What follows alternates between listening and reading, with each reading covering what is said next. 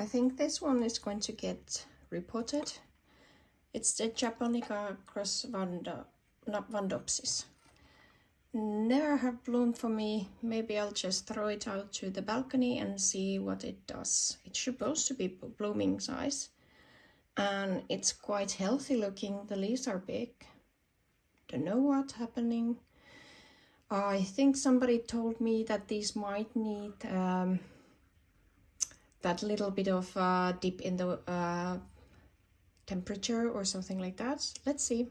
Apparently we are going to push another spike out of this. No idea. Puffy pedal. This is really fluffy. You know what I mean. Cannot pronounce it now. Sorry about that. But it's growing in two directions, and it just bloomed on that spike, and now it's blooming on this one. Say hello to my Cattleya tenebrosa aurea. It actually split in two for some odd reason, I don't know why. And now I have two of them and they are growing.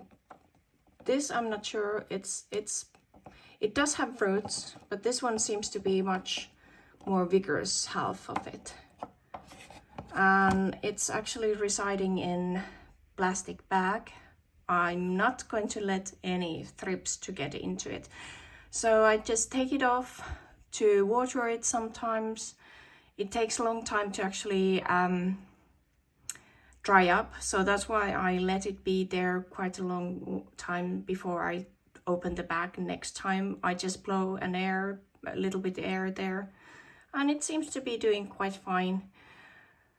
Just a little bit light yellow on there.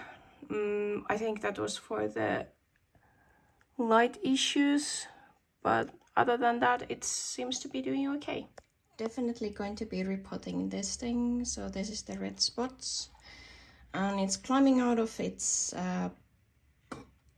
pot, but doing good. This one needs to be repotted as well. It's the Philadelphia, Phalaenopsis Philadelphia. I think it was cross between Schilleriana and Stuartiana. I like the red tinge underneath the foliage. Well, definitely going into a bigger pot. So my roebling, CrossFit Maxima. I cannot unlatch this tag. It has eaten it. Well, the roots. So that's a good sign. It's the repotting went well and it's really happy with its position in there. And yeah, it's I think this was the after the repotting pseudobulb, so it was smaller than the previous one. But when we look at this one, this little thing here, I think that's going to be quite big. So it's now been given seaweed extract and Calmac, and I've sprayed it with the insecticidal, well, don't know what's it called, but anyway, there is something which is for the thrips, because I every now and then, previously I did it once a month, but now I have been lacking with it, which shows on my plants. So this one hasn't been so interesting for the thrips. And anyway, when I start with the new growth, I start spraying when they are that size. You don't even see the thrips anymore. It's like, I don't know where they go, or are they just starving or just dying because of the insecticidal, I'm not sure what's it called now. Sorry, long time since I've been using English. Anyway, that's the roebling CrossFit Maxima, and let's go to the next one. This one, you can actually see what I've done wrong. So this is the Endless Summer CrossFit Tall Spot. I've watered them from the top, so it's been a little bit rotting, and you can actually smell the rot. So I'm going to give this for a while, let it dry up, and I've given it the same treatment as I've given to the others today, and yesterday. And then I'm probably going to put it next to into the grow, well, the seedling chamber. I'm calling it now chamber. I cannot come up with another name. So I'll put these small ones in there, and then I can actually let them dry out a bit more, so I won't be doing this mistake again. So let's see how it goes. Anyway, the Amethyst glossa is full with the thrips, so it doesn't matter if these have had it. As you can see, that's the thrip damage. I think that those were the places where they were hiding inside. I actually bought new poison. Well, it's poison because it's poison. New chemical to prevent the thrips. It's supposed to go into the plant, so because thrips is so difficult to actually get rid of, so that should do something for them now. So I'll do that during summer. I'll be using that product a bit more than normally. So this is Dowiana. I think it's one of those yellow ones. Aurea, yes.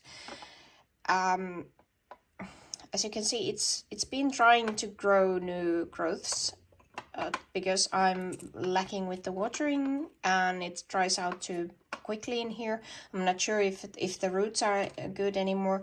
I'm going to put this into the same container as with these small ones, and let's see if it's going to be working much better. So this is the last one of these small ones, and this is Logi Jessie, and it's got the same faith as with this one and that one.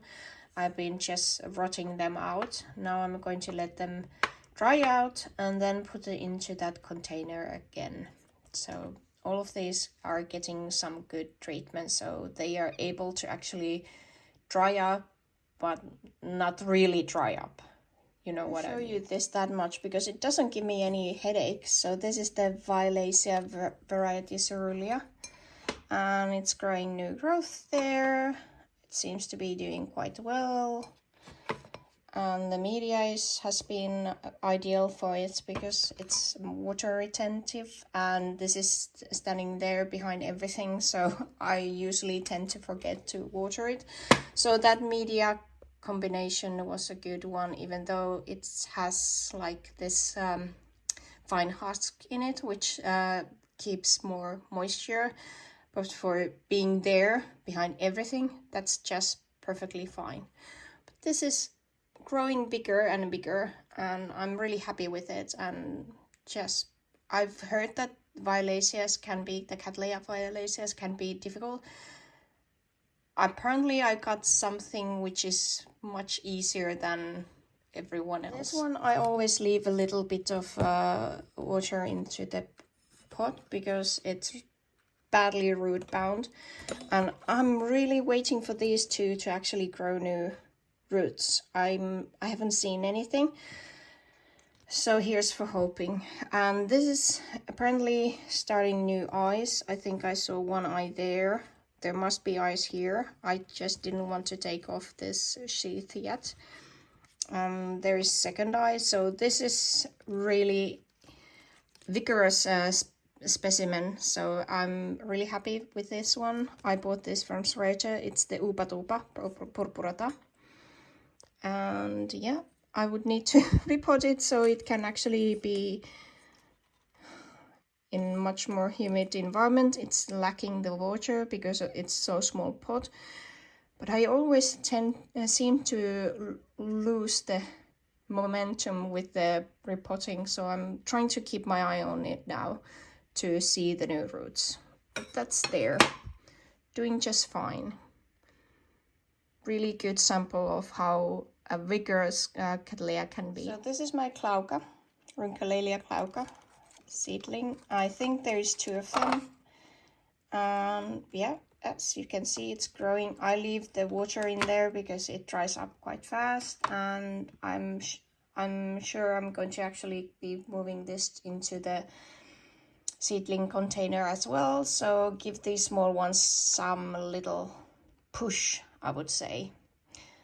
I know I've been waiting with this a bit too long to move them into this container, but for me it's really important that I change one thing at a time, so I know that that has actually affected. So while they haven't gone down fast, that would actually make me change something quickly. I have time to actually see how the change is affecting them. So it's only one thing at a time, whether it's the light, the humidity, or the temperature. So it's easier that way to actually fine tune what is good for which one. And since I know that Cattleyas can be really, well, vigorous, I think this should do better. So let's see how it goes with that one. This is my Guttata. I'm really happy to show you that it's taken off quite fast. And as you can see, it's growing well in this condition. And it's already produced to bifoliate leaf, bifoliate cane, and yeah, not an issue. This is the cerulean form, and it's well established in the pot. I don't have any more cover pots, so I'm using this yogurt container. I just need to go and find some new ones, but it's. I don't mind it. I just, when I have time, I'll find new cover pots. But that was this region. I'm going to move into this one next. I have to see if I'm going to show it to you at the same time as with these ones. Might be, might not. Let's see how, yeah, how it goes. Bye.